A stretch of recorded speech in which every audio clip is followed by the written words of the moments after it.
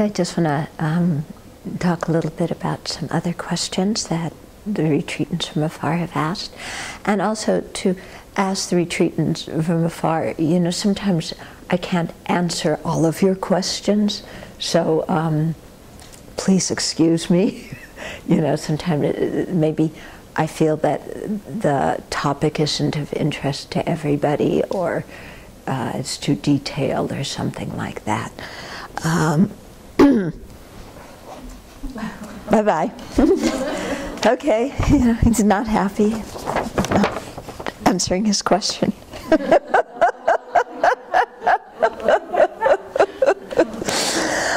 Okay, so somebody said that there's a verse in the Song of Longing for Tara that we have now put up on the web too. It's also in the book, How to Free Your Mind, which I really recommend to people to get to help with the retreat from afar, because it talks a lot about Tara. I know that, well, the book is about Tara, mostly green Tara, but it applies to white Tara too.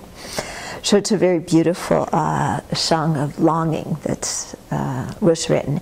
So there's one verse at the end that talks about the benefits of reciting it, and it says, if for as long as you live you recite this prayer 3 times every day, not just from the mouth, in other words, not just by words only, but strongly linked with your mind, you will have a close connection and will see Tara's face.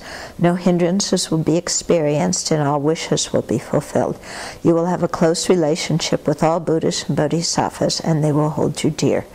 If you recite the homage for the 21 Taras and this prayer, you will attain the divine liberating mother.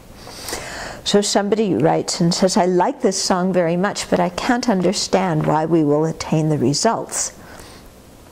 You know, what kind of reasons would there be for why we would attain these results? So initially when you read this, it sounds like, okay, if you just recite this prayer 3 times a day, you know, it says not from the mouth, but strongly linked from your mind, but you know, I just reply it, ma, ma, ma, ma, ma, ma, ma. You know, we think that counts for it? Mm-mm. Okay, this is talking about somebody who has incredible devotion to Tara based on understanding the gradual path, you know, and so has some experience of renunciation and bodhicitta and the wisdom realizing emptiness, so much so that when they say this, you know, they're really with the prayer completely all the time, experiencing it, seeing Tara as appearing but also empty as of true existence.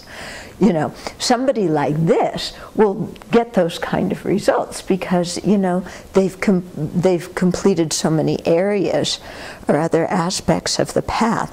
But somebody like us who just kind of recites the prayer and it's more on our mouth because we get spaced out when we're, you know, doing it.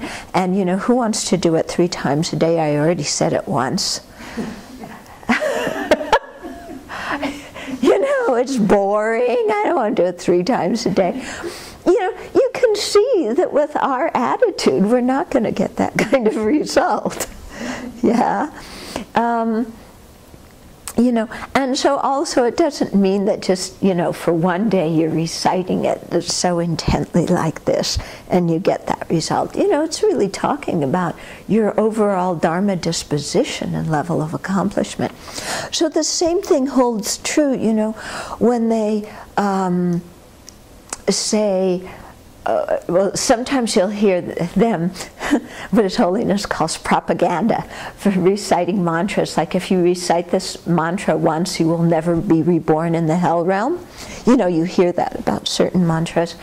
And His Holiness says that, you know, if we take that literally, then there would be no need for the Buddha to recite, to teach all the 84,000 dharmas that he did, because all he would have taught us is to recite that one mantra and then no more lower rebirth, you know.